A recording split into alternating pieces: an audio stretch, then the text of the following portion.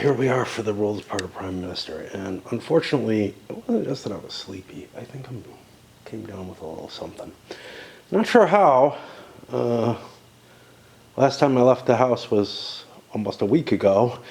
And, you know, I did a little bit of work on the roof and that pooped me out a little bit. But it doesn't make sense that one can catch a cold without being around anyone, right? Although, watching Seth Meyers on YouTube, he was sick starting yesterday. And I'm beginning to think I caught, I don't know, over the E-waves. All right. I've talked in general about the general flavor of the flow of the game. Your goal is to get to 100 victory points individually, basically. Don't know what would happen if somebody gets there, if a pair gets there at the same time. I'm sure it gets into that. We talked about the different locations. We talked about most of the components. Yeah, there was something I wasn't so sure about. Wasn't there? I don't recall what it was.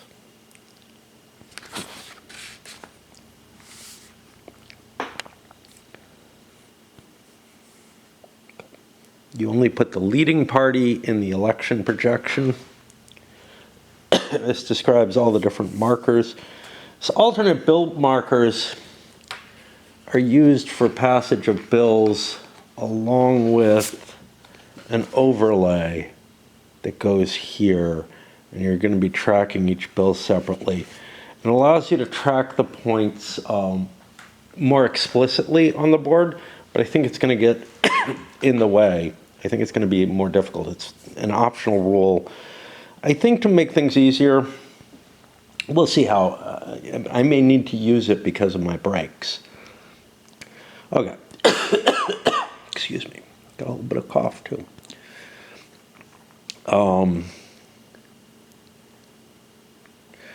Okay. Some standard concepts that the game just follows. If you're at a maximum or minimum on a tracker, you're not blocked from performing an action, but it may prevent that effect from taking place.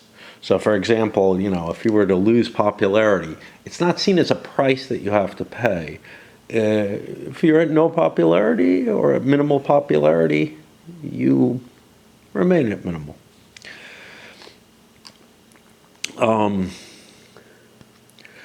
Effects on a card apply to whomever the player plays, draws, or enacts the card in general.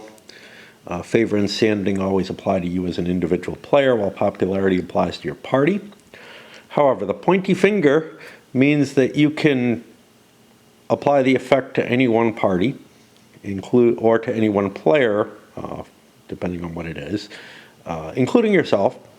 Rosettes specify which party it applies to. On cross-party bills, both rosettes appear as a reminder that the cross-party bill victory points apply to both the government and opposition.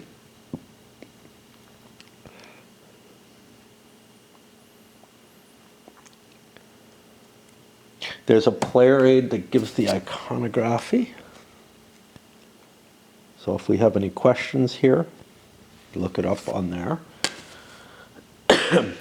I always have some difficulty with it. Most of them are pretty easy, though. The setup is all being explained here. The concept of the pact. This is an important aspect to the game. At the beginning of the game, only one victory point marker is on the board in the standard game because there is a pact in play. Any changes in victory points happen to the pact as a whole, which means all four players share them. A pact can be restarted, but let's talk about other things. Cross-party victory points always go to both the government and opposition, even when a pact's not in effect. But when you're in a pact, the victory point just goes once. Everybody's getting it. It's not doubled because both people would normally get it. A couple of special things. If a bill fails or is withdrawn, the pact does not take the victory point bonus normally received by the opposition. but the PAC can earn all other types of victory points. I gotta get rid of the pipe. My throat's hurting too much. The pact can end in one of two ways. The opposition leader can choose to end the pact at the start of the opposition action turns. And the prime minister ends the pact if he puts a partisan party bill on the board. Not on the board. Yeah, on the board. If the PM selects a party bill proposed by the opposition, the pact ends first, and immediately afterwards, the opposition gets a victory point bill selection bonus.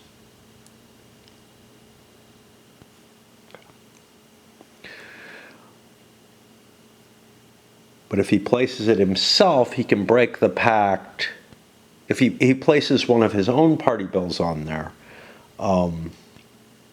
that he chose or that his party chose, he can break the pact without giving the bill selection to them. The pact can be restarted, though, in one of two ways. Unilaterally, the opposition leader may restart the pact immediately after bill selection if 3 cross-party bills are on the board. Basically, hey, you're trying. The PM has agreed that they're trying to govern from the center. The opposition can say, okay, we're willing to join in with you. Or by mutual agreement, if there's no party bills on the board, at any point, the opposition and PM may restart the pact by agreement. That's a little different because the bills, the party bills could be removed from the board after being selected, and then there's just cross-party, and then they agree to bring the pact back. When the pact restarts, the pact card goes back in its slot, and VP pooling happens, but here's the thing. The party leader player markers will both be on the board. So, let's say the pact's broken right away. The opposition leader would end up on here as well. And then they would be tracking victory points separately. But if the pact restarts, and let's say the prime minister has gotten up to 2 and the opposition is still at 0, their markers would stay where they are on the board, but they would gain points as in the pact, which is to say that they would gain them together. You know, both red and blue would move forward at the same amount. Changing government in a pact, the opposition can take over the government during a pact by usual means. A change in government does not automatically end the pact. If you're still using only the PM's player marker to track the VP, you exchange it and essentially a single party government receiving limited support from another party by agreement. There have been times where there have been cooperation. The pact and prime minister is theoretical, as there were no actual liberal conservative pacts during the Victorian period, which is kind of interesting because that's the default setting at the beginning of the standard scenario, which was just something that kind of worried me when I saw it. We have a Disraeli argument in favor of pacts. The government is the PM and the government backbencher who if he hasn't resigned. The government players pool all their VPs after the initial pact ends and before a resignation occurs. The PM player's marker represents the victory points for both government players. So let's say the opposition leaves the pact one way or another. There would be a blue counter on the board, but yellow would still be subsumed under the red, and we'll get to it, but green would be subsumed under the blue at first. But again, once the division happens, everybody's got a marker on the track. It's just more complicated because you got to move more markers, the same amount. As a government backbencher, you may not take any action to lower the vote projections on the government's bills. That's going to be these, I think, yeah. No, that's going to be these. And may not change government MPs from moderates to partisans or vice versa unless the PM permits you to. or you resign. If the government backbencher takes over the PM's role through a challenge, and you are still using only the PM's player marker to track the government VP, you exchange the markers, and again, the new color would become the shared victory points for that.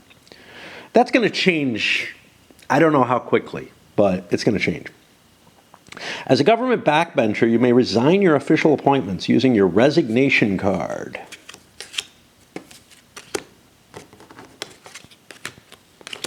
During your action turn, if you have less than 90 victory points. This action undermines the Prime Minister's leadership. For resignation mechanics, we go to another area. But you can't use career cards anymore. We have a whole pile of these. You'll lose any that you have. The PM loses 2 standing points. You can attack bills from now on. You'll no longer earn government or pact victory points. And you can score victory points only through bill selection bonus, debate cards, or the 6 points you get for becoming the Prime Minister. A government backbencher who resigns isn't changing parties or joining the opposition. You're still a government backbencher. You just are no longer towing the line, and you're trying for a political coup, essentially, within the party. Rejoining government after resigning, you can rejoin the government by becoming PM through a challenge, or at any time by rejoining as a backbencher if the PM allows you to. If you become the new PM, you take 6 victory point replacement bonus for yourself before you begin pooling government VP again. Because when you take over, the former Prime Minister becomes a backbencher, and then you'll be pooling VP with him. And you don't give him 6 victory points for that. If you rejoin the government, though, as a backbencher, the PM gets his standing back. When you return to government, you remove the resignation card from its slot, which I don't know where that is. I don't know where that slot is. Oh, it's over here. Gotcha. Yeah. That's why I immediately looked, and then I'm like, wait, there's not 2. Yeah, you can't resign as a opposition backbencher. And return it to the current government backbencher. Resume pooling government VP, leave both government player markers in their respective places, but from this point forward, always move them in unison. My throat is really killing me. I have to break. For the mirror image of this, the opposition, and then I will go take a rest, because, yeah, I'm definitely not well. The opposition includes the opposition leader and the opposition backbencher. Opposition players pool all their VP, no matter what. After the initial pact ends, the opposition leader's player marker represents the VP for both opposition players, but at a later time they may end up with separate player markers on the score track if the opposition became the government at some point or another. Well, if the current opposition was once the government, because it could just be a switch in governments, and the backbencher at one time or another resigned his position in the government, thus putting his cube on the board. But the opposition backbencher, in and of himself, can't resign from the opposition in any way. And remember, you can be pooled after you have cubes on the score track. You just move them together in terms of how many spaces. If an opposition backbencher takes over the opposition leader's role through a challenge, and you are still using only the leader's player marker, you swap those markers. When the government goes into opposition, any resigned government backbencher automatically becomes part of the opposition as an opposition backbencher and resumes pooling.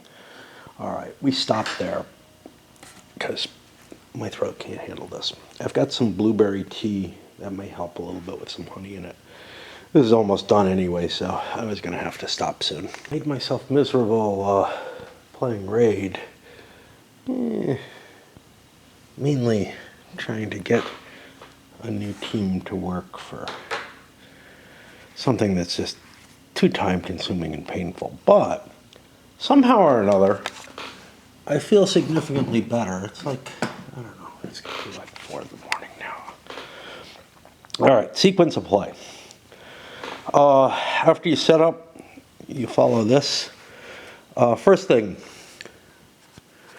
The government gets 4 victory points. Any players who are actually part of the government, if you haven't resigned or whatever, and the opposition gets 2. A resigned member of the government does not get anything. Now, this will get pooled for 6 if it's a pact. Players get their action cubes, which are going to be based on their standing.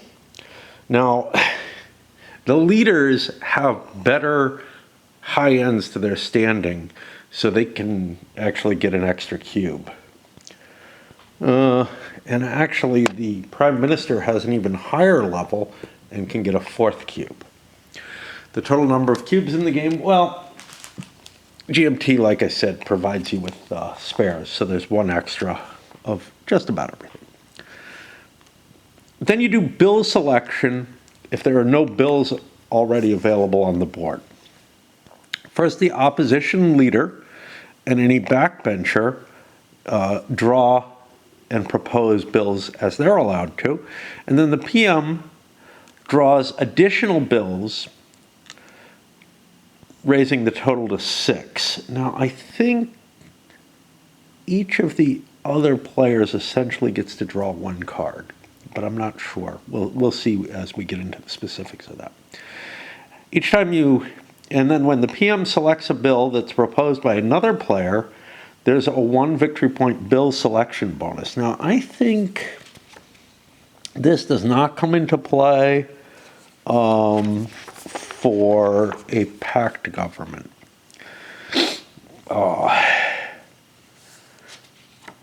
Player action turns. The government backbencher first is allowed to play his 2 actions, which allow him to get political supporters or, let's see what it is,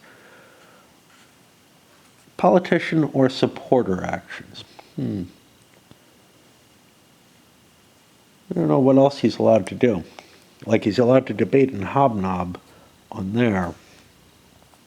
But it makes it sound like maybe there are other options available. We shall see. The opposition player then performs politician or supporter actions. Okay, the politician actions are here. Supporter actions are by playing a supporter card that you already have. Beep, beep, beep, beep, beep, beep, beep. If more than 1 opposition player, the leader gets to decide their order within them. Then the PM draws and resolves an event card and completes the action turn with politician or supporter actions. He has a much larger span of different actions available to him on his political card. The opposition leader has a larger amount as well, but not as big as the PM. Then the PM chooses one of the following regarding one of these bills. He can pass a bill with agreement with the opposition. They just, say it's passed, and it passes. There's no vote needed. He can put the bill to a vote, and it'll pass if the voting ends up in favor of it. Or he can withdraw a bill. Now, each of these has their own impacts. Then there's a here challenges point. This is where the backbenchers have an opportunity to seize control of their party, and the opposition has a chance to seize the government from the Prime Minister. First the government backbencher challenges, then the opposition backbencher, then the opposition leader. So the backbencher has an opportunity to bring himself up to leader and then challenge the party. Hold elections. If there's no bills left on the board, the PM must choose to either remove the election marker and take it, or hold an election. Removing the election marker only works if it's on the board. If you've skipped one election, you have to do the next one. When you hold an election, you draw an uncertainty card, and it'll calculate your points against the projection, and you find out whether or not. Well, there's a few important things. One is who controls the government, but there's also which side gains seats, and both are of importance here.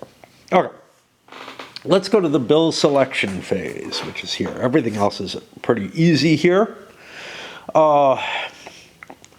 Players can draw from the cross-party bills and or the government party bills. You may draw bills one at a time, viewing each one before deciding which deck to draw from next.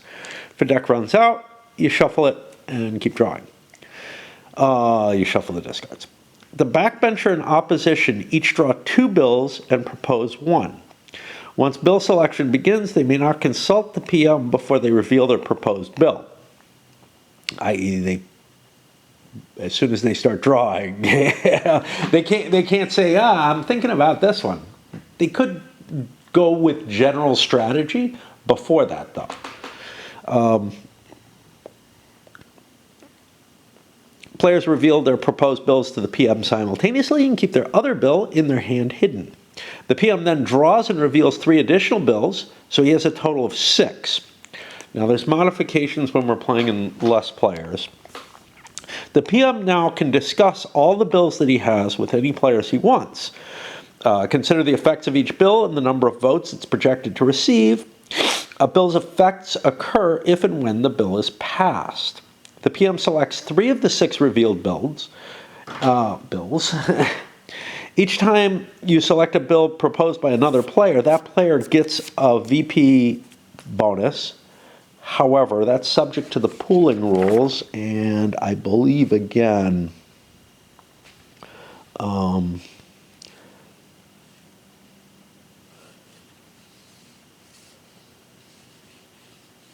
no, you do get a point for accepting proposals by other players, and that goes to the pact as a whole, right? It's if failed or withdrawn, the pact doesn't get a bonus that the opposition would get. Okay. So just proposing bills, you're going to generate points. But if you chose the bills, the pact doesn't get the points. Anyway. Normally they would go to the individual, the player involved in it. But the backbencher, if he's part of the government, if he gives the prime minister one that the PM wants or is willing to put up, that generates a point for both of them. So that's kind of cool too. After selection is complete, the backbenchers and opposition reveal their hidden bills, and then they're discarded. That's just a matter of, hey, here's what wasn't, here's what of the deck has been discarded. A bill's vote projection is stated in one or two parts. The first part is an icon referring to all government MPs. I wish I had a bill in hand. I don't think I've shuffled the conservative bills, so we'll take one of these. Okay. Here's one with 2 parts. Here's one with 1. Okay. So the first part is always an icon referring to either all the government's MPs, which is an A, moderate government MPs, I don't have that there, and partisan MPs, which will be the P. Next to this, you see a vote adjustment ranging from -30 to +50. So this would only count the partisan MPs, which in this case would only be 60 votes. You need 330 to pass the bill. This isn't going to pass, right? Without a lot of complicated, without agreement of the opposition or something along those lines. But this one, the Obscene Publication Act, would take all the MPs of the ruling party, so that's 330, but at -20, so it's at 310, so it's close to the 330.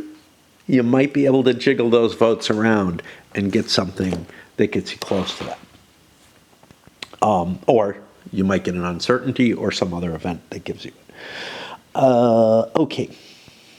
Anyway, as the bills are selected and placed, their current position in terms of how many votes they have in favor or against, relative, is marked with this. That's to give the projected vote on that bill, assuming nothing else. Put the 3 selected bills face up in the game board in the designated slots. Place Parliament markers to indicate the vote projection announcement. Players will be able to move these markers and your MP numbers may move, which might change the values as well. This is really just a device to let you, to remind you of what the situation is, but it's letting you know what situation the bill is in. Now, there's a more complex way of recording them with this, but it doesn't actually add anything to the game. It just, well, it adds more mechanical actions to the game and a little bit of clarity as to what's going on.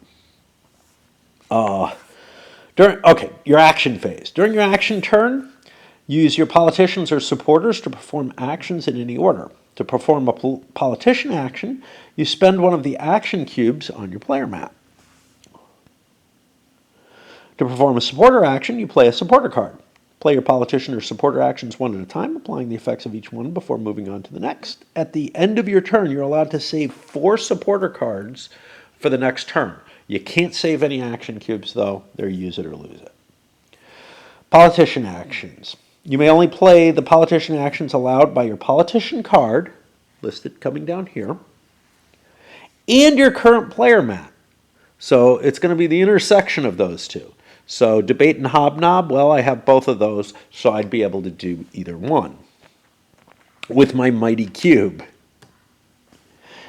One of the actions listed on your politician card is rated level 2, which means you might get an enhanced effect when you perform the action, depending on your player mat.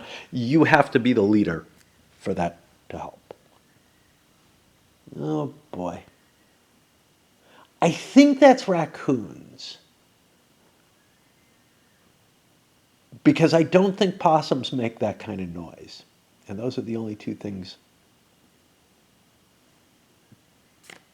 And whatever it is, it's relatively short. But I found possum fur one night after, or what looked like possum fur one night after it. So I don't know. Maybe they make noise, like a lot of noise, when they're fighting.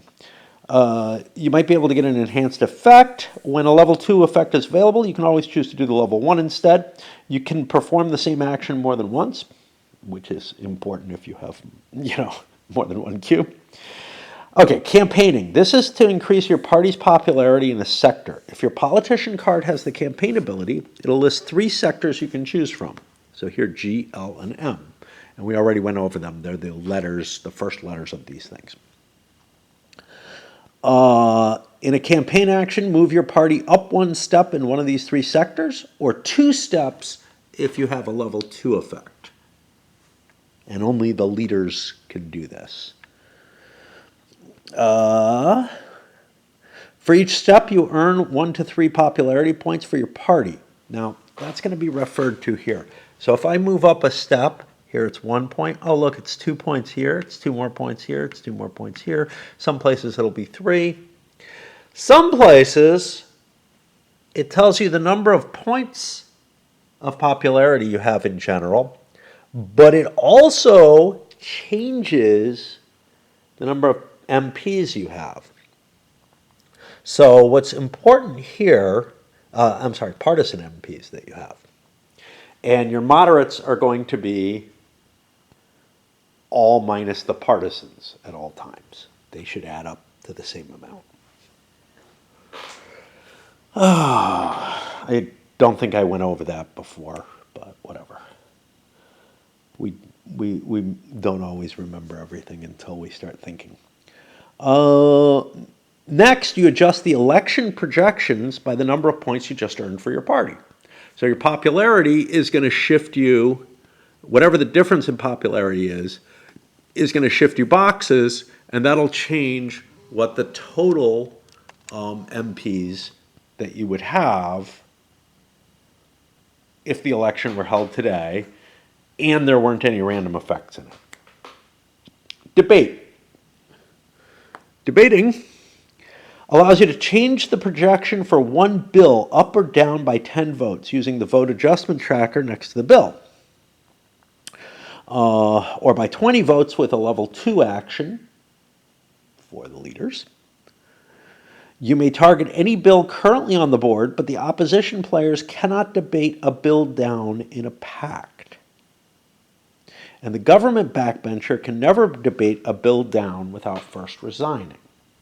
So there's an important factor here. You can't oppose a government that you're part of.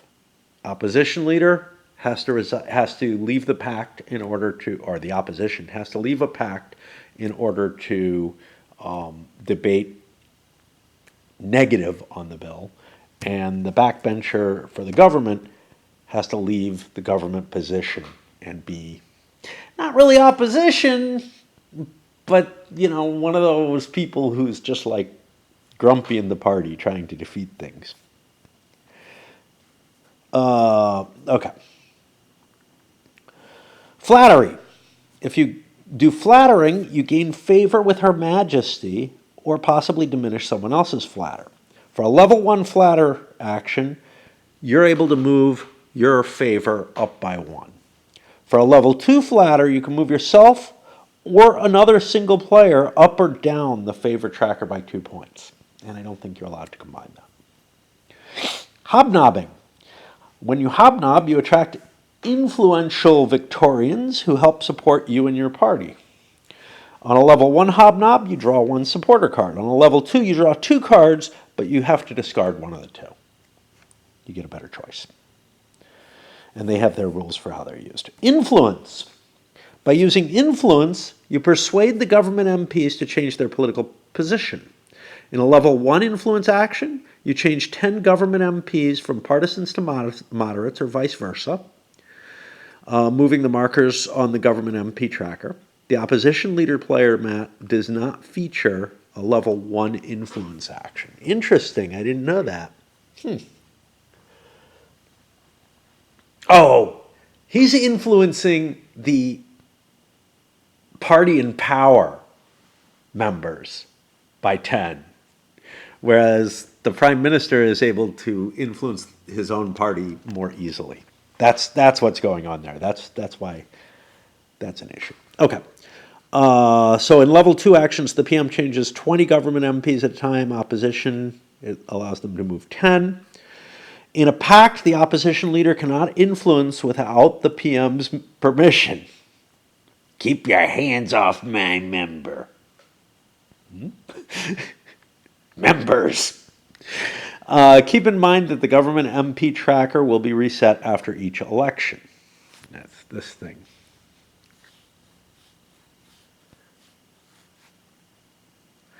Oh, yeah.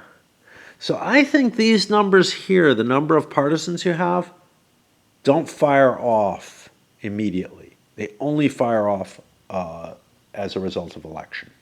Okay. I think that's what it's talking about there. All right, backbencher action turns. Your backbencher has only 2 level 1 political actions, debate and hobnob. And your player mat's debate action is distinct from your debate card. The opposition backbencher and government backbencher each have a unique 2-sided debate card. Use the pact side during pacts. Let's dig this out.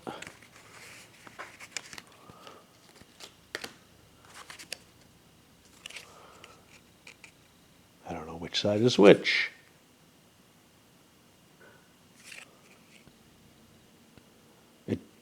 It says pact on the bottom, and it does not there. All right. And the other side when there's no pact. By playing your debate card, you can stake your own reputation on the success or failure of a bill. You play your debate card during your action turn by spending an action cube if your standing is less than 2, or 2 action cubes if your standing is greater than 3. Basically, your entire turn's worth of action cubes. When debating a bill up, target any bill that currently has less than 350 votes.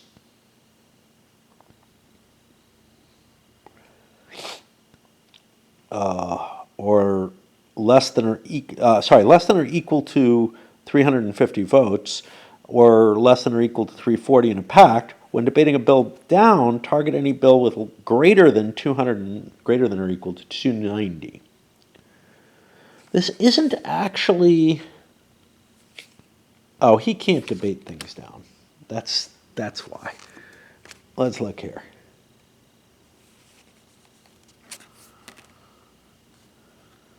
All right, it looks the same.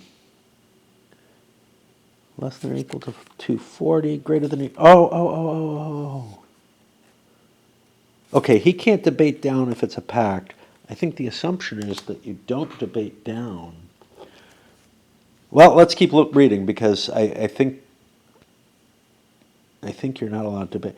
When debating a bill up, target a bill. When debating a bill down, target this. Place the debate card under the target bill, then move the projected votes up or down by 10 as stated on the card.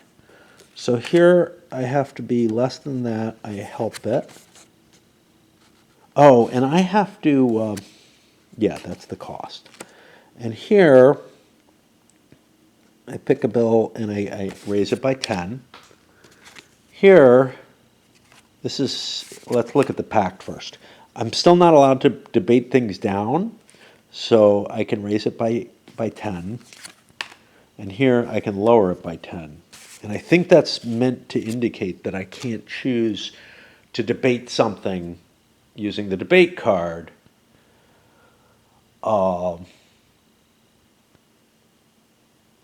in any other directions other than what's indicated on the card. Now the debate here, I can move something up or down by 10, but there are limitations on whether or not I can do that, right?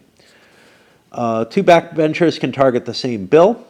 After the target bill is resolved, take back your debate card and receive a reward or penalty. So, if the bill passes, and I was attempting to pass it, I get either standing, favor, or victory points, which would go to both of us if we're on the same group. So that may not be too useful. Here I'm also trying to pass a bill. So again, it's the same kind of thing, except that I can't get victory points during a pact. All I can get is favor or standing. And I lose favor or standing if I fail in my prediction and swaying. Over here, let's take a look. We're looking at a similar situation. In the pact, I'm trying to improve it, and if it succeeds, I get stuff. But when it's not in pact, yeah, I can't get victory points if I'm not in pact. But here's the thing: I could be a backbencher with a debate card. I don't know if I'm allowed to. If I'm the opposition backbencher with a debate card, I'm trying to beat it if it's not in pact, and there I can gain the victory points for it.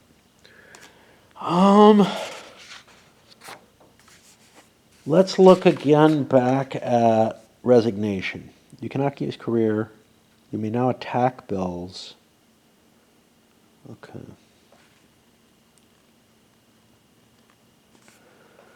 As a government backbencher, you may not take any actions to lower the vote projections on a government's bills and may not change government MPs from moderates to partisan.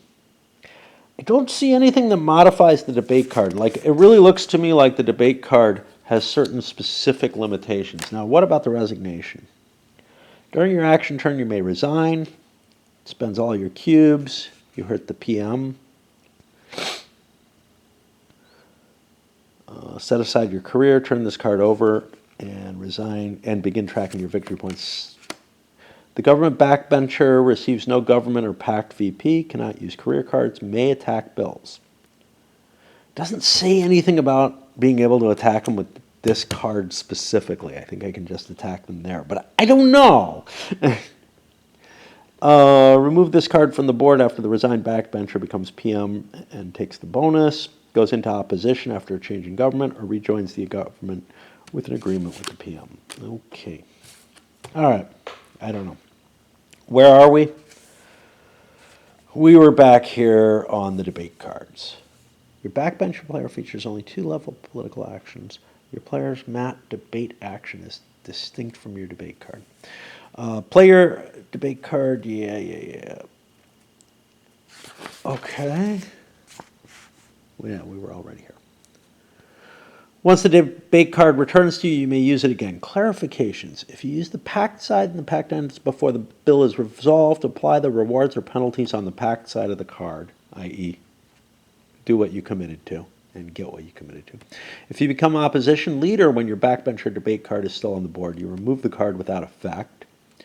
If the bills are removed because a new PM takes office by challenge, immediately remove without an effect any debate cards. Keep your debate card if you resign as government backbencher. As stated on the card, you may only debate up. Yeah. Well, that's not really stated on the card, but it's implied by all the icons. So that's cool. Backbencher career cards. All right. Each backbencher has 4 career cards first received during setup. The reverse side, this side, states the activation requirements. So I would need influence 3 and standing 3 in order to do that. And I would need the influence ability down there.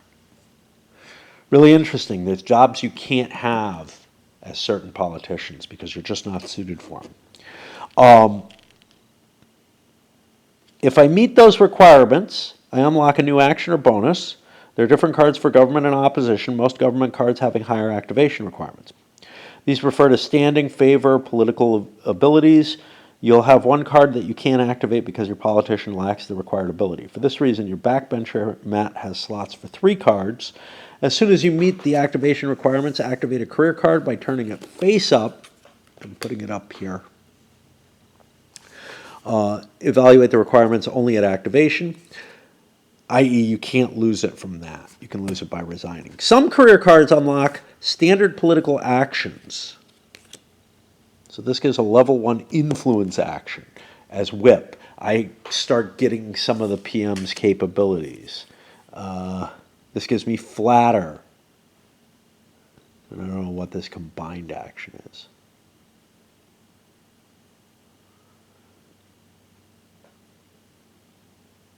It looks like a weaker version of the level 2 flatter, and I have to spend 2 cubes for it. This is going to be based on campaigning, and this will give me a campaign in one sector, or a level 1 action, campaign in any sector for 2 cubes. In one of your sectors, one of the ones you have a letter for, anywhere costs you more. And the deputy prime minister, what can they do? At the start of your action turn, you may transfer an action cube from the PM's player mat to your own if the PM has at least 3. Ha ha ha. I'm your deputy. Give me that. Oh, that's Nicky. Let's take a look at what these are. These are kind of fun. Chief Whip. Coordinate debate gives you a minus 30. Remember, these have a lower cost. This gives you a 10-point shift for influencing. The chief whip for the opposition allows you to put a big negative 30 on stuff. Privy Councilor has flattering and this weird combined action, which I don't know. It looks like it's you get to pick somebody who gets a bonus and somebody who gets a penalty. Yeah, it's actually stronger, but it costs you 2 cubes. Deputy Party Leader, at the start of each round, you get a supporter. And Campaign Chairman looks like the campaign chairman for the government player. We're running a little low on battery here. Activation requirements, yes. Some career cards unlock. If your party moves from government to opposition, exchange your career cards and reevaluate their activation requirements. Surrender career cards if you are no longer a backbencher.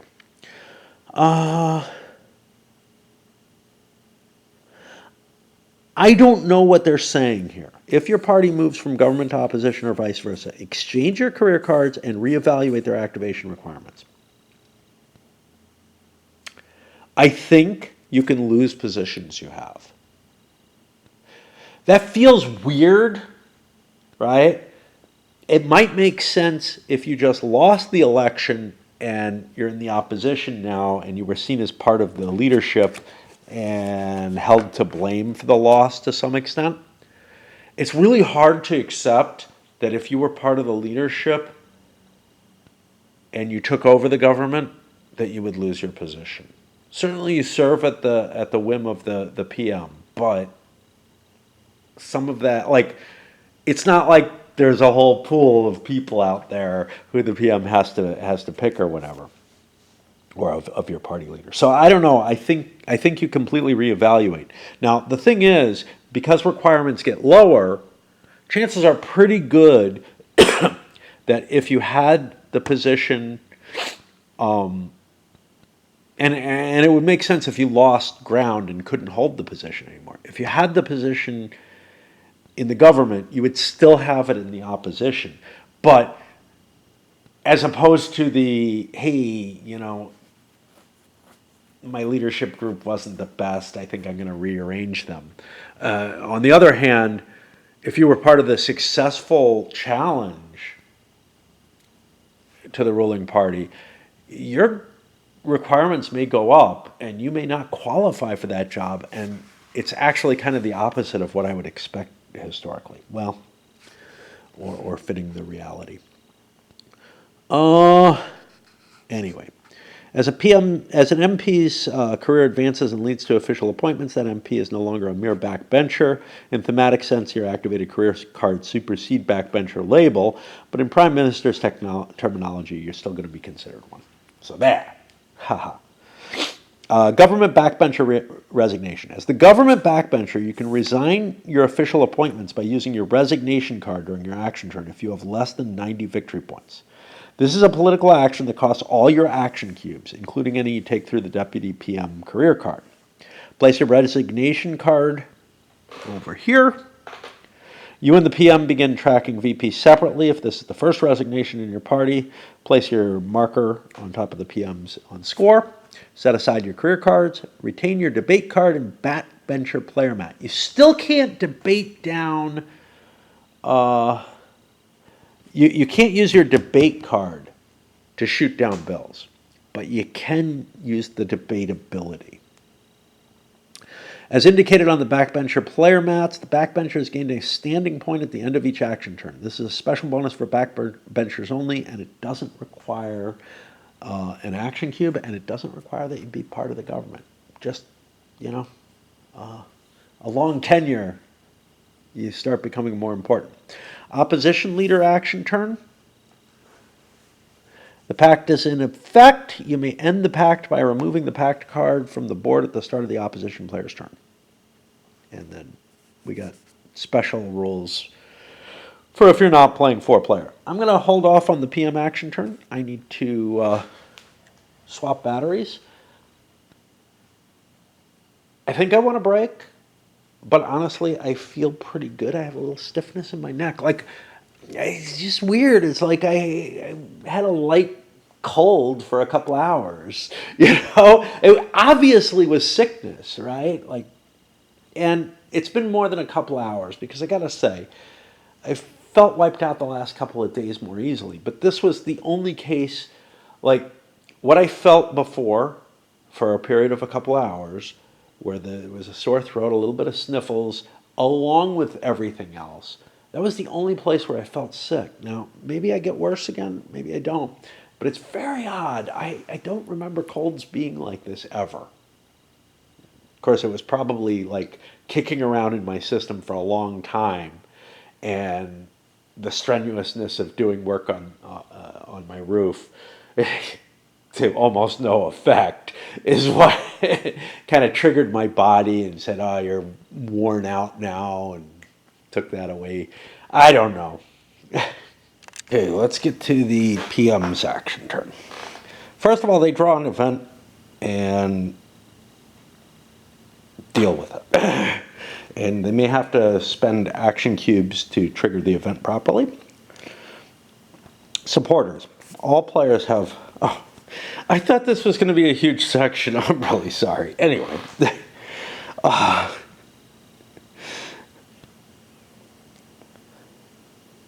And then after resolving the event, proceed with the rest of your action turn, where you get to do your regular things. Okay, cool. So that's their special thing. All right. Drawing supporters. And we go into them, their historical figures, blah, blah, blah. Okay.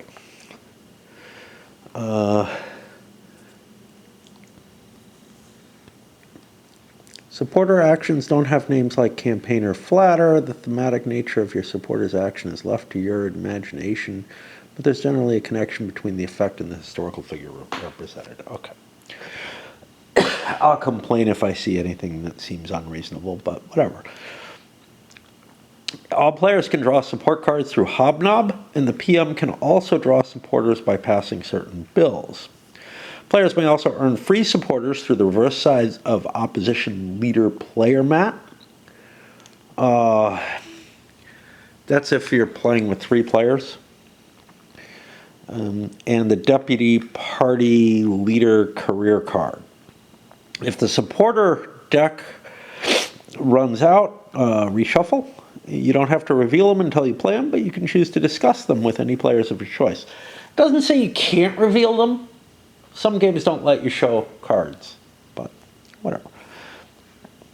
Use supporters to perform actions on your behalf during the action turn. Playing a supporter doesn't require cubes. You just reveal the card, and it presents you with a couple of options with different effects. Choose one of them when you play the card. Most supporter effects resemble politician actions, but a supporter may unlock an effect not otherwise available to you, including the possibility of a standing point. After you use a supporter, play it face up on the supporter discard. You're allowed to hold 4 at the end of your action turn,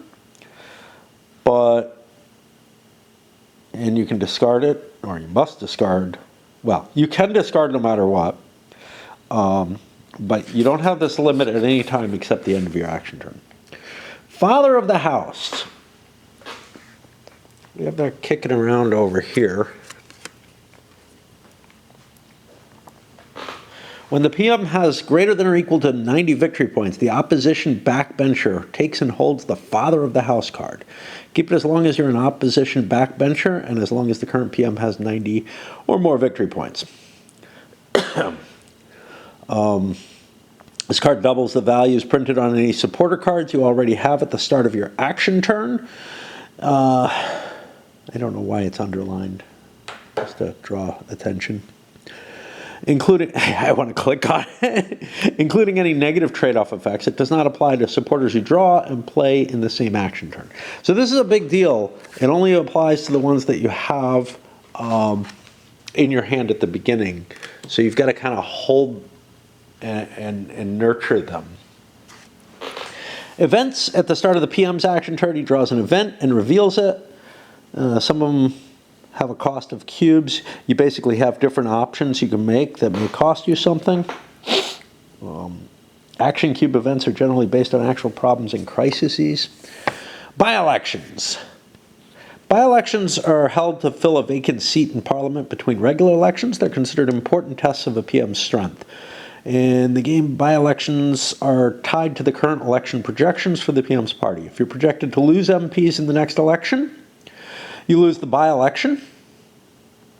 If the government loses the by-election, the PM loses a standing point in the opposition leader, or the opposition leader gains a standing point, depending on the card, and the opposition scores a victory point. Winning a by-election has no effect. Note, this isn't going to change the nature of Parliament itself to any degree.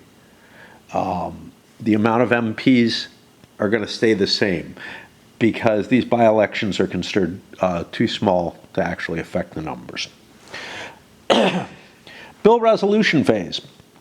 The PM must resolve, and that's not entirely true. Sometimes you'd have a very close government and it would be possible, but we're working in numbers of, in batches of 10 for the MPs. It might be very unlikely that there'd be a by-election for that many members. Unless there was a disaster. Bill resolution phase. The PM must resolve one bill immediately after the action phase, choosing a bill already on the board. You may do this in one of 3 ways: agreement, vote, or withdrawal. Okay, I want you to note something. Each player takes their action phase. So the bills are set up, proposed, put in place, You know, the PM accepts them, puts them in place. Each player gets an action phase, and then one bill is dealt with. And then each player is going to get an action phase again. And once all the bills are gone, you go back to the bill setup situation. So it's got like this, you know, every 3 turns kind of mechanism going on, more or less. Okay. You may do this in one of 3 ways: agreement, vote, or withdrawal. Ask the opposition leader to support a bill. If he agrees, it passes automatically with usual effects, except the opposition scores an extra 5 victory points.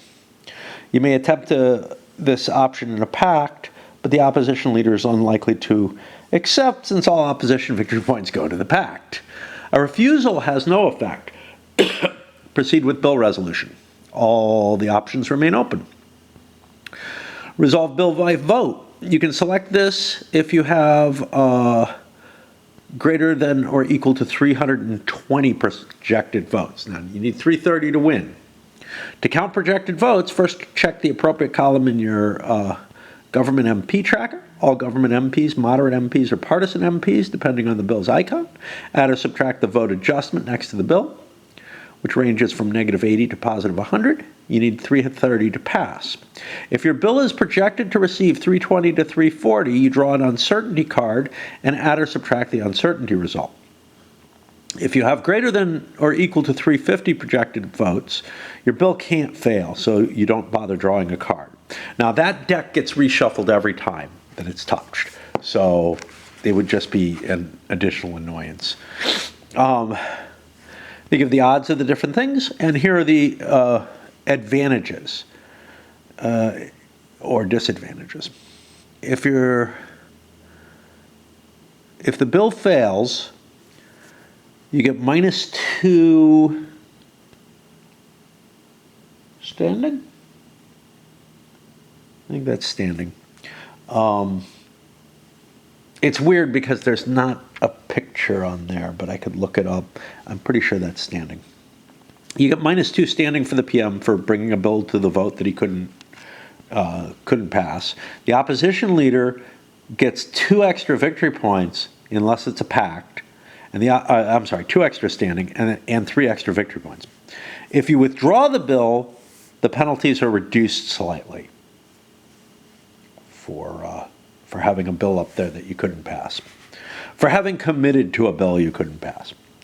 Then you apply the effects of the bill. They'll have popularity effects for cross-party bills for your party. On party bills, the rosette designates which party receives the popularity effects. Cross-party bills earn 2 or 3 victory points for both the government and the opposition. But this will not be doubled in pact. Party bills earn 2 to 7 victory points for the government.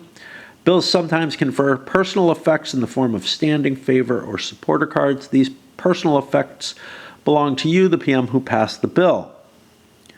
The bills are based on actual bills. Some of them may be a little outside the right era or whatever. I don't know.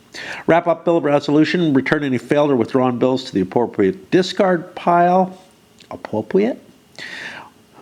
Now I want to say, well, remove any past bill from the game. It's so easy to get rid of those R's. It just is. Like, I never had a real problem with it, but it's just so easy. Once you do one, it's like you want to get rid of all of them. You wascally wabbit. Leave any unresolved bills on the board for the next round. You're allowed to hold on to these bills maybe as some kind of trophy case, the ones that you pass. Because the past ones get removed from the game. In a challenge, one player claims the right to seize another player's leadership role. Challenges are not based on party popularity, but on your personal attributes, your standing within Parliament, and your favor at court. Always keep your standing and favor visible to other players. The PM, well, you might hide standing. It's going to be kind of hard to hide your favor because that's kind of on a shared place. But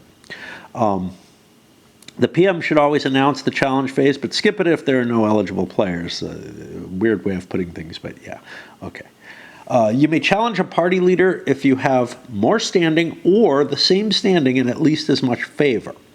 Because the opposition leader has a higher range, than backbenchers do, and the PM has a higher standing than anyone, party leaders are immune to challenges as long as they keep their standing high enough. First, a government backbencher can challenge the PM, then opposition can challenge the opposition leader, and then the opposition leader can challenge the PM. The outcome. To confirm a successful challenge, just check the standing and favor levels. It either works or it doesn't. If it works, the two players exchange mats. The winner gets the starting standing level on his new player mat. Same place we're starting at here. Or the standing of his or her previous mat, whichever is greater. The loser gets the starting standard level on the new player mat. This is where I'm really iffy, because I feel like what's happened is actually you should probably have to draw a new leader. I'm not familiar with 19th century Parliament, though. But in modern Parliament, if somebody loses the leadership position, they pretty much are out and gone from the party. I mean, they still support it and whatnot, perhaps, but they are no longer ever going to be holding any kind of position of any importance. However, I think there were cases earlier than this, and I'm not positive. Yeah, I'm really not positive. There may have been cases in this period or earlier, I have no knowledge of that, where someone stuck around and mounted a successful challenge for their party leadership again, reversing the defeat they had. I suspect it's highly unlikely in all cases, though. And what I think would be more likely a reasonable thing is that you would lose this character, especially in the standard game. You would lose the character and get a replacement for them. Because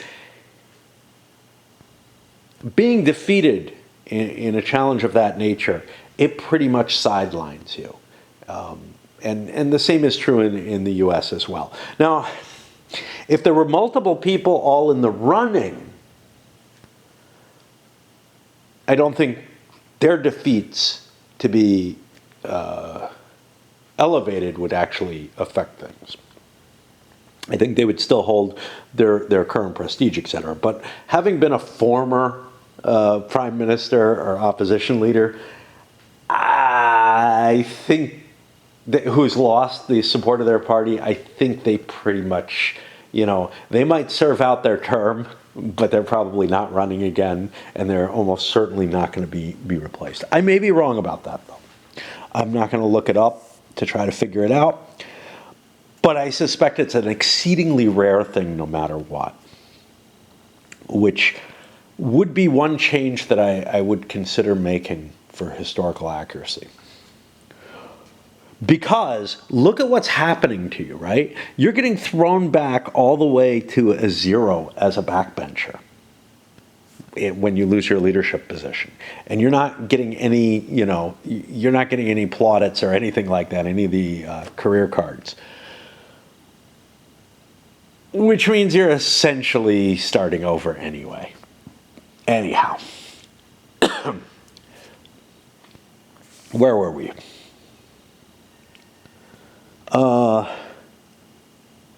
Keep your unplayed supporters, favor, and player markers. This would still be possible. A protege who was not involved in the opposition, I'm going to call it a party coup, right? Whatever it is, in the change of leadership, who didn't support that change of leadership, could well be elevated and have the same circles and etc. So it wouldn't necessarily be, it would still make sense to keep these things. Favor, maybe not so much. So that's the one thing that looks a little different. I don't know, player markers, that's the counters that you have on the board. The little red squares or whatever. If you're taking over as PM, there's these additional steps. You get a 6 victory point PM replacement bonus, subject to usual pooling rules. If you were a government backbencher who resigned before challenging, you get the victory points for yourself. If you didn't resign before challenging, you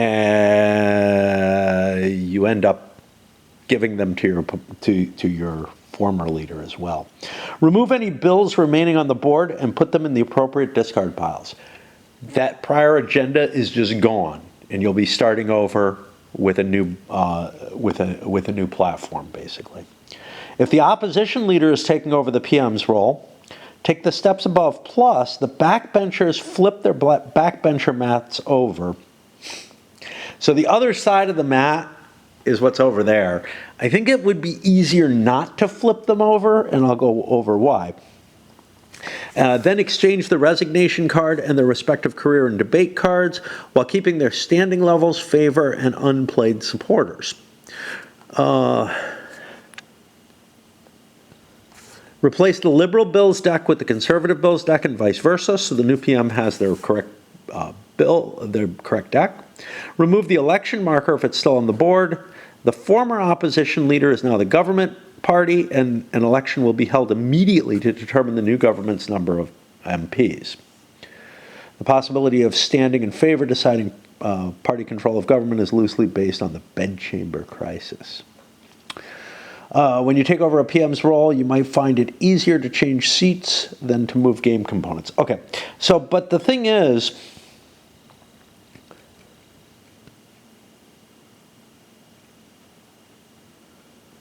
I think you keep your values when you're shifting from opposition to PM. And PM, see, this is the thing. If the opposition is take the same steps above, the winner will keep his standing. The loser ends up at the starting standing for the opposition. He's in a very weak position at that point because he just lost control of government. Okay. Now, this is a weird thing because you're basically saying, I am taking over. The Queen is asking someone else to run the government, essentially, in that second case. In the first case, I know modern times is just different. You know, you don't have the Queen meddling in that way. I don't really know, like, a backbencher getting promoted, whatever. This is why maybe it does make sense to keep someone around, because it's not just the politics of the party itself. It is also got to do with royal support. All right, I'm going to pause because I need a little break. Not a big one. Well, I was a little short on tea, so it ended up being a longer break than I expected. Not a hell of a lot. It is past 6 a.m. though, so I don't think we're going to actually get to play any of this until maybe Sunday. All right.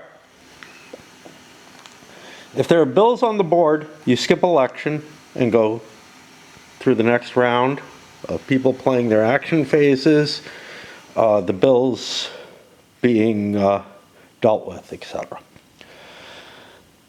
But if there are no bills on the board, the PM, he either holds an election or skips it by removing the marker. And as I said, if he's holding the marker, he can't remove it.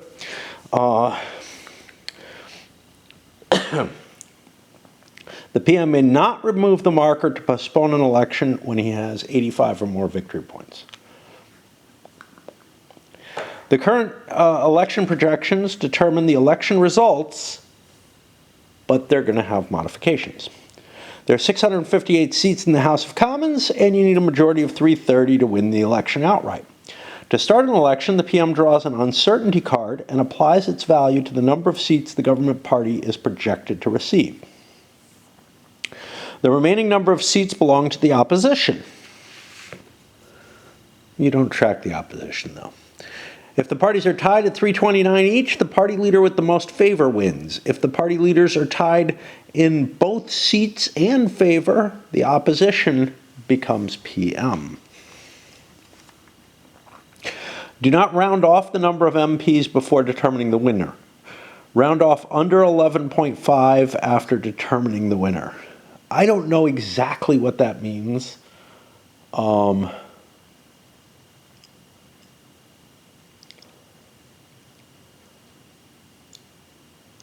We shall see.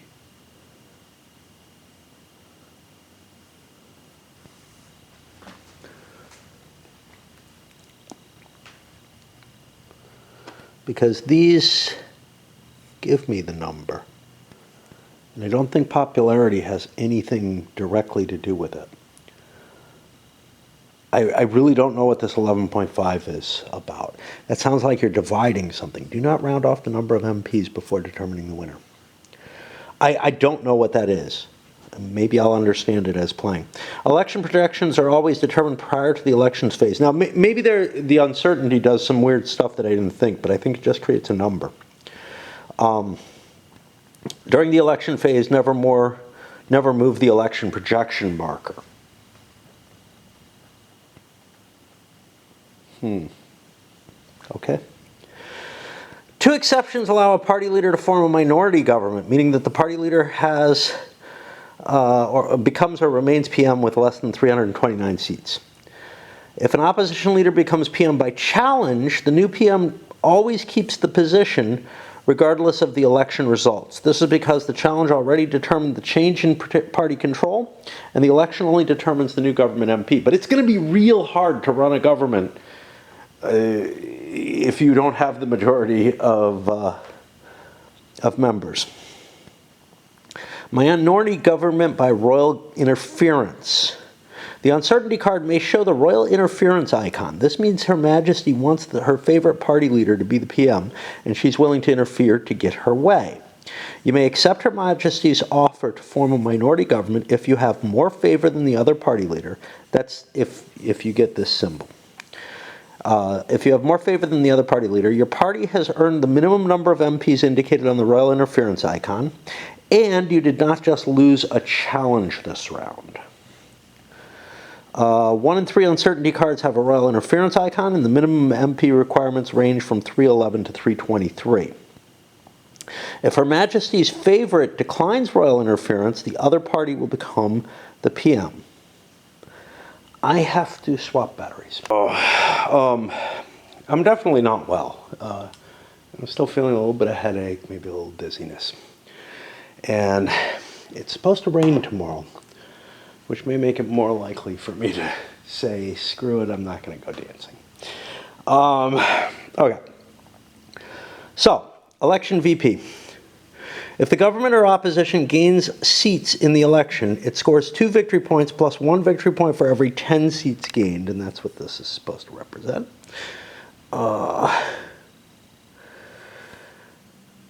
Rounding fractions off to the nearest 10. We have no example of what they're talking about here, but maybe here. The opposition Liberal Party had 310 seats before and won an election with 345, which rounds off to 350. Yeah, okay. Right. So if I have 345 seats, that means that I would be at 340 and a half on here, or 345, whatever, but this doesn't track that. The roundup happens there.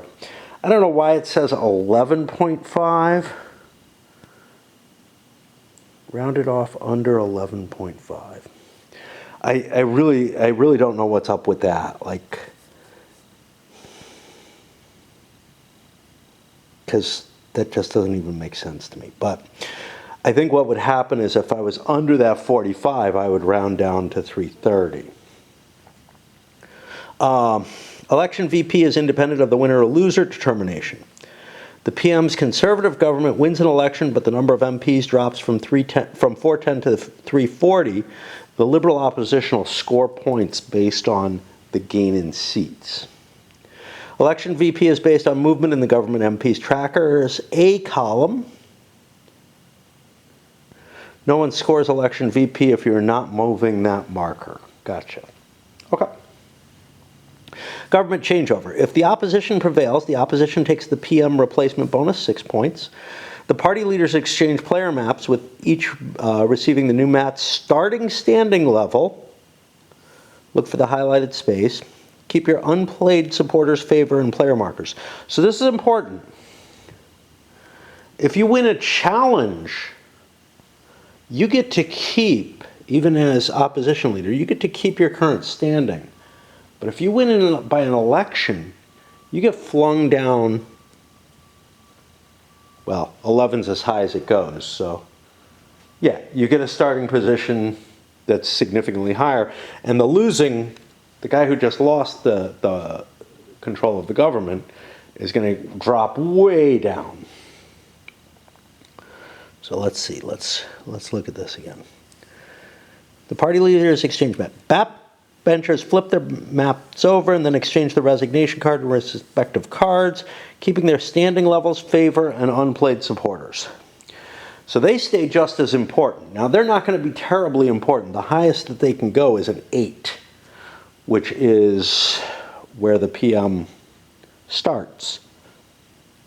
But it would be possible for someone who is an 11 in opposition, no, to drop down to an 11. Yeah, he's not going to drop to an 8. Okay. In fact, it's very likely for the opposition leader, if you look at these two tracks, they're similar to each other. There's not that much difference compared to trying to take the prime minister on from either position is much, much harder through a challenge. Anyway. Replace the Liberal bill deck with the Conservative, vice versa, so the new PM has the right cards. Farmer opposition is now the government. Any references to PM or government refer to the new PM and the new party. Reset markers. The PM resets the government MP tracker after the election. A is the total number of seats you just got, rounded to the nearest 10. P is the number of purple partisan points that you have collected up here. And then M, your moderates, is going to be the total minus the partisans.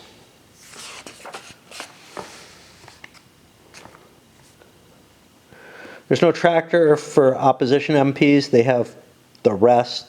Doesn't really make a difference in any way. In rare situation, your partisan points might suggest a number of partisan MPs that exceeds your total number of MPs.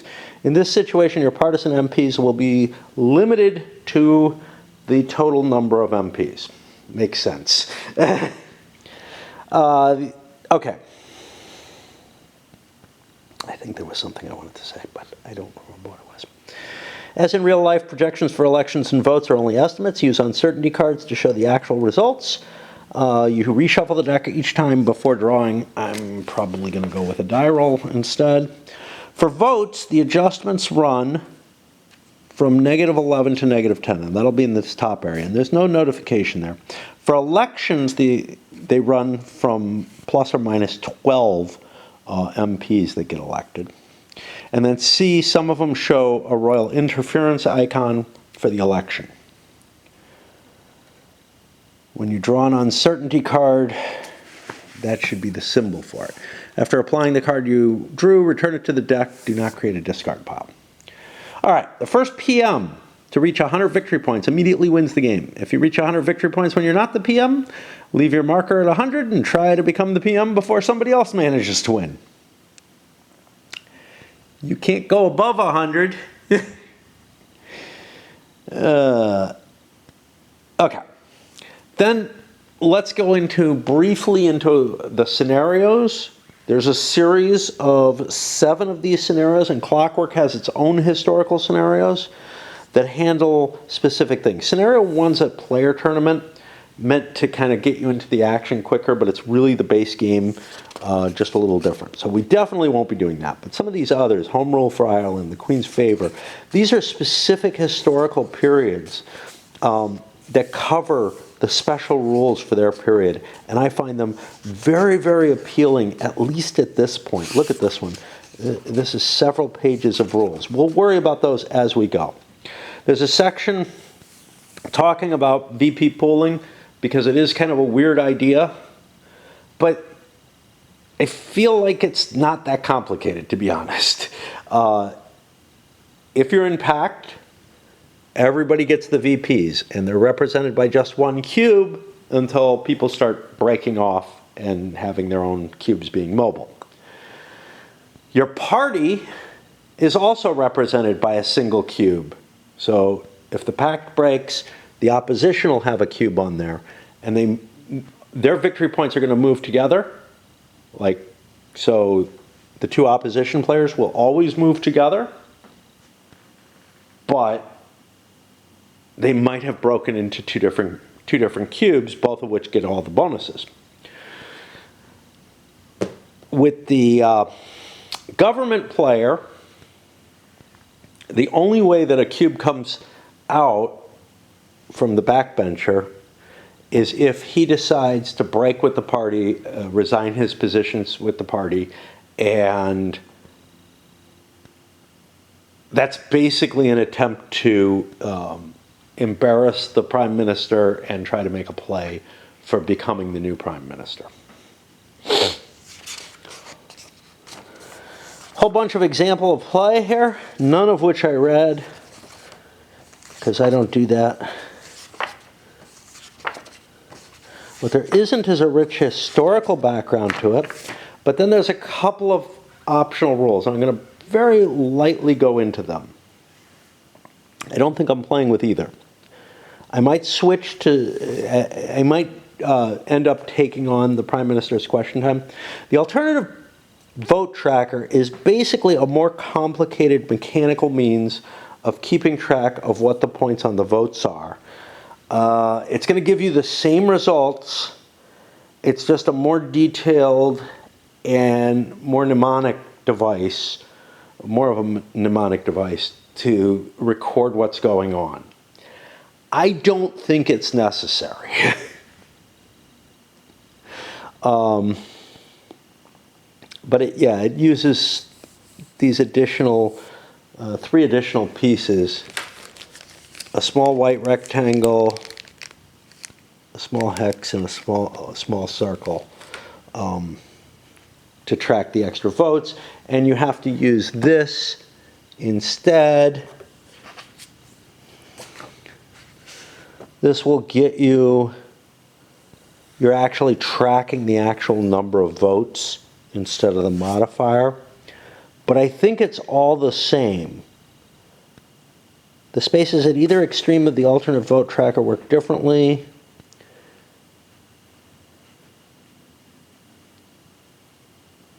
Yeah. I don't know. I don't see anything about it. I mean, the way they say it, the vote tracker allows you to manually track the total vote projection for each bill, relieving players of mental math calculations. It may also help novices see how the total projections are calculated. However, it requires more movement of markers, so it can result in slower gameplay. It looks to me like just an annoyance, to tell you the truth. So, yeah, I think I'm going to forego that. Prime Minister's Question is a more interesting situation. This enhances the game's realism and lets the players have a more active role in events. Works best with experienced players who can discern the relative difficulty of an event card. If any players are new, allow them to review the event deck before the game begins.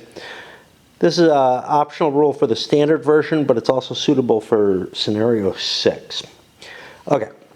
Only works in 4 players. If there's no bills on the board during round setup, the backenders and opposition leaders each randomly draw 2 event cards. If you draw a by-election, you return it, you reveal it and draw a replacement. Once drawing is complete, you reshuffle the by-elections back in. I don't like reshuffling.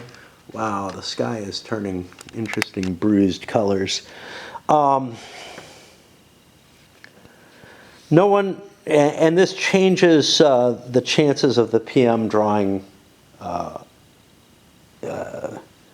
by-elections, but I don't know if it's actually, I don't know if it's actually the numbers. That's from a new deck. No one may view another player's event cards before they're played. At the start of the PM's actual turn, the PM announces Prime Minister's Question Time. Any player holding an event may signal that they wish to ask the PM a question.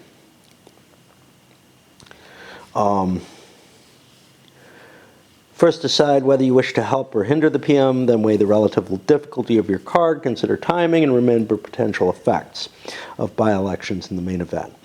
If more than one player wants to ask a question, the PM chooses one of them to call on. If only one player wants to ask a question, the PM must call on that player. The questioner then reveals his or her event card in the form of a question. Example, Prime Minister, what is your government doing about this terrible famine in Ireland? If no player has a question, the PM then draws and reveals an event card from the event deck. Once the event card has been revealed, either by questioner or standard draw, the PM resolves and discards it under the usual event rules. If all bills have been cleared from the board at the end of a round, the players immediately reveal and discard any event cards remaining in their hand. If the event deck runs out, turn over the discard pile, shuffle it, and resume drawing. I actually feel like although it might add to the flavor of the game and to the autonomy and power of the non-Prime Minister players, I think it actually dilutes the historical accuracy, because it's like you're kind of holding a crisis in reserve. I don't know. I really don't know, because it just feels like a little bit too much player control. I'm sure the event is going on while you're holding it. There's some kind of problem. Something is showing up that is indicative of the problem. But I think for at least some of them, like a massive famine, it would just have to come out. Like, it doesn't matter whether the opposition chooses not to make an issue out of it. It would make itself into an issue, essentially. And more specifically, if that famine is going on and the opposition doesn't hold it, but a loyal backbencher holds it, who doesn't really want to hurt the PM at this moment, he's kind of silencing the whole problem, one that the opposition would certainly take advantage of. So, yeah, maybe you could argue it's still a minor problem at that point, but I don't know, man. Maybe after I see the cards, I might change my mind. That's the core of the base scenario. Again, I might end up playing the historical scenarios. I don't know. I really don't know if I'm gonna be that, enamored of the system, because there is a certain abstraction to it. But I used to play like Road to the White House, and then run not so much with Road to the White House. I would run the presidential election afterwards, but with Mr. President, not the GMT one, the wonderful 3M game. I would run a series of elections and basically run through the available candidates, or at least a good portion of them, and have a lot of fun with that. Now, that was a really short game comparatively to this. I think that's a fantastic little game, actually, for the level of information going on in it. All right, we're going to load this up. Again, I don't know whether or not I'm going to be, I could be playing tomorrow and just say, yeah, I'm not going dancing. It's rainy. I'm still not feeling well. Alternatively, I could go dancing, get wet, and die of pneumonia, and maybe never get to play it. So, we could hope for that, but I don't think that's too likely.